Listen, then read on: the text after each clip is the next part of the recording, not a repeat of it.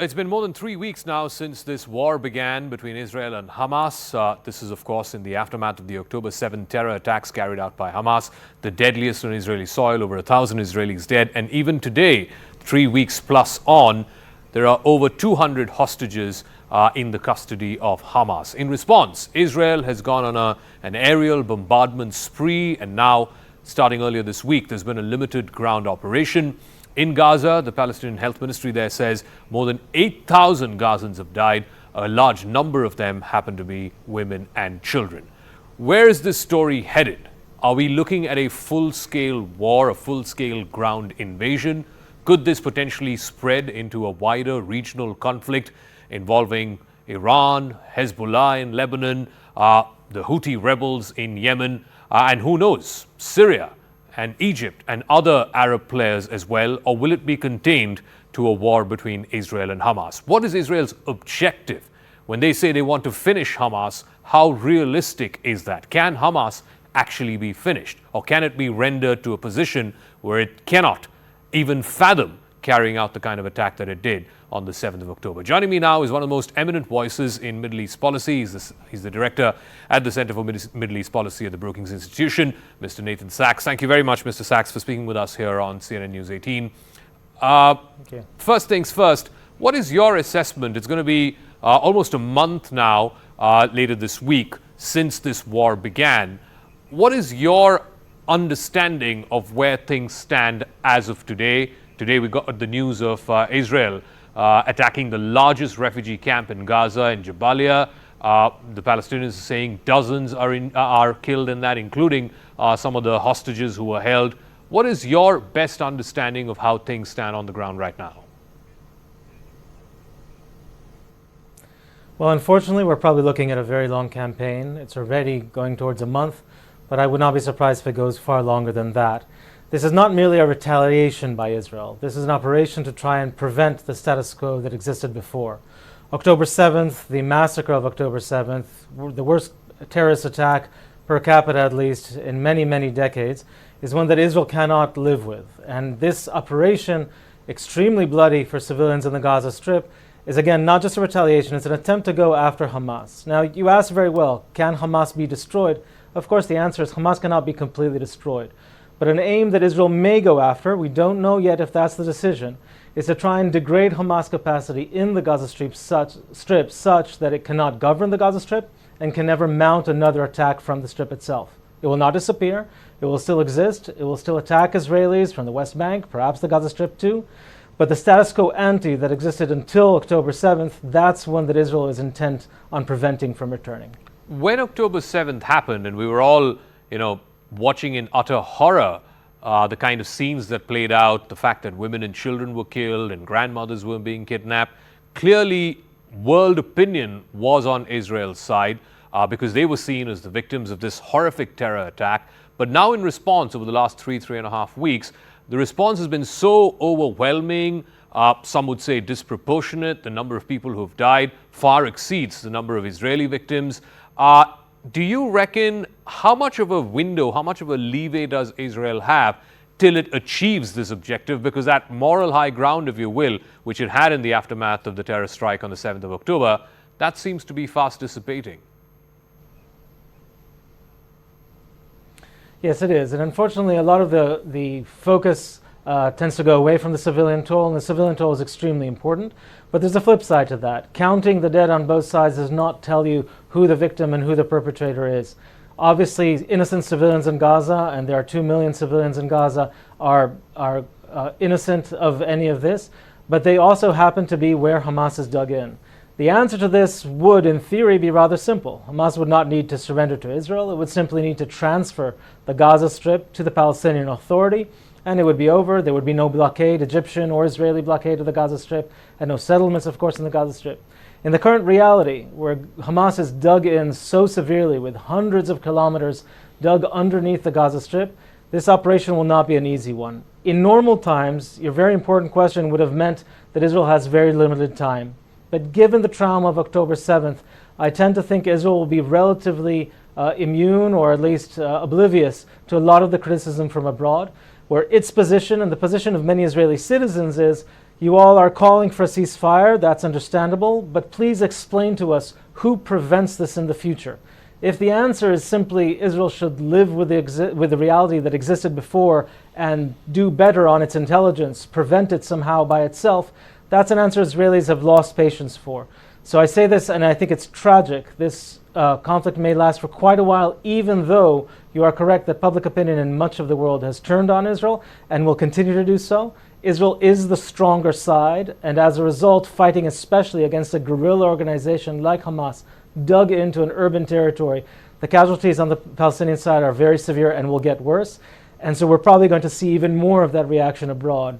Nonetheless, I don't think Israel is stopping without at least significant elements of its objective being achieved. I don't know if it will topple Hamas completely, but it will certainly hurt Hamas as it's trying to do even in Jabalia today with the very heavy toll that we saw.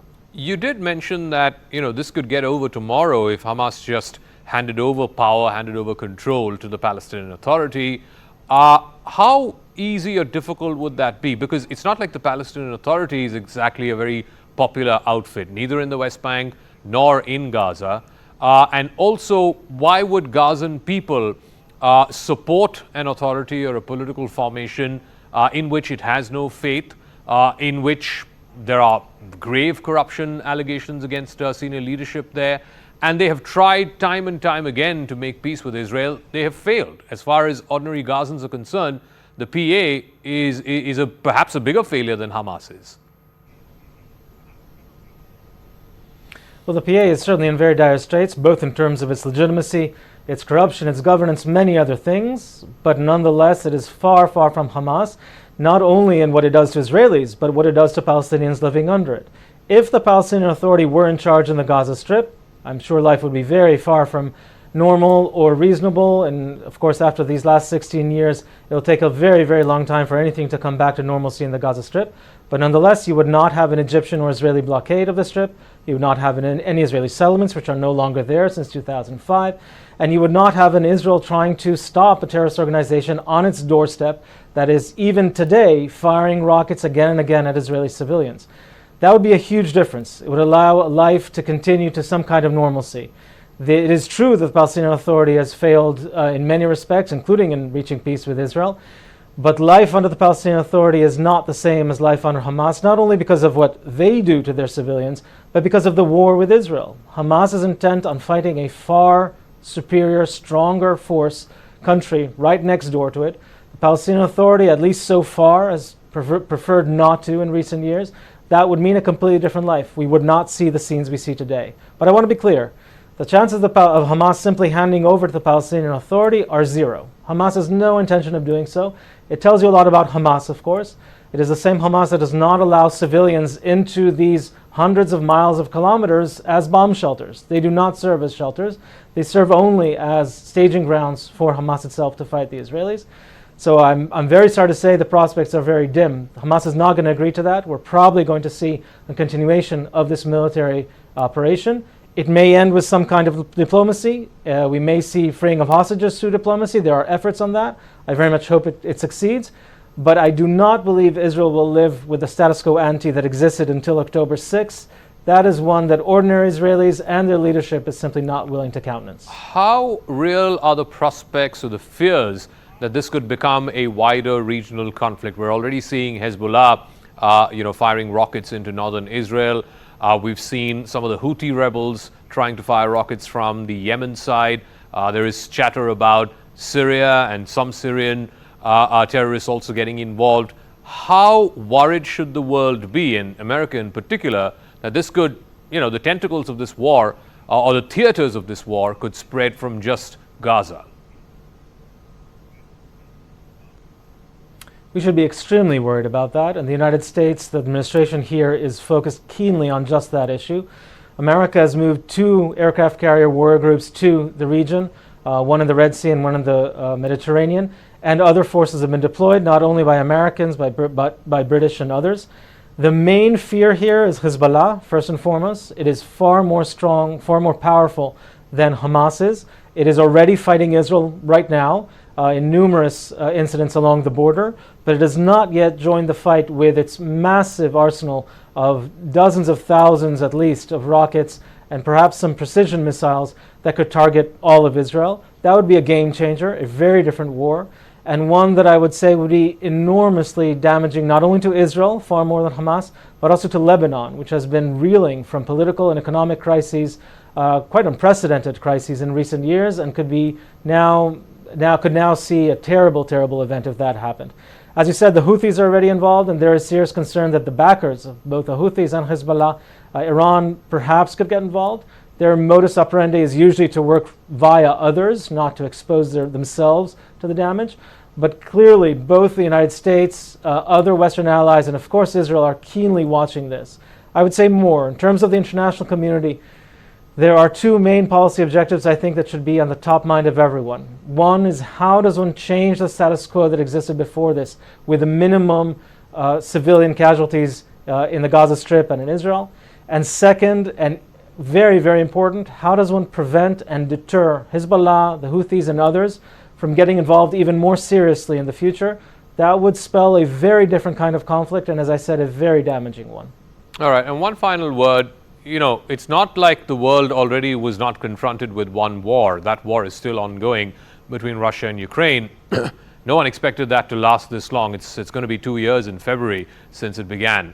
But if I were to sort of ask you to, take the story forward, do a little bit of crystal ball gazing, if you will, by summer of next year, what do you see the situation like in Gaza? What are we envisaging there? Is it Israeli troops occupying the ground for a period of time? Is it that, as you said, Hamas is replaced by either the Palestinian Authority or some other entity? And then there is, of course, this plan, which I'm sure you've seen, a leaked Israeli intelligence plan, which talks about moving the entire 2 million plus people there out into the Sinai. What are we looking at as far as this region is concerned, let's say 6 months from now? So first I want to make clear, that leaked document is not from really Israeli intelligence. It's from a ministry called the Ministry of Intelligence that is in charge of no intelligence whatsoever. It's a ministry that was created for political reasons and is not involved in any way in intelligence or security. So I would completely disregard that.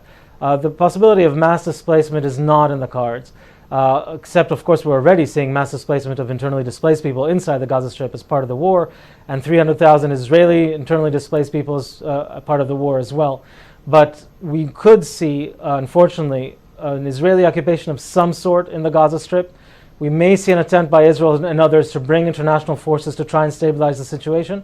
But I would not rule out another possibility, and that is that we're seeing a prolonged, hopefully lower level, but prolonged conflict with remnants of Hamas still in charge in parts of the Gaza Strip, but certainly in the south, but maybe elsewhere, and a war of attrition of sorts where Israel tries to target the leadership and the operatives, especially those who were involved in October 7th, but without a clear conclusion. So by the summer, we may be in the day after, perhaps some Israeli occupation, perhaps an attempt through an international or Arab force to lead eventually to the Palestinian Authority entering.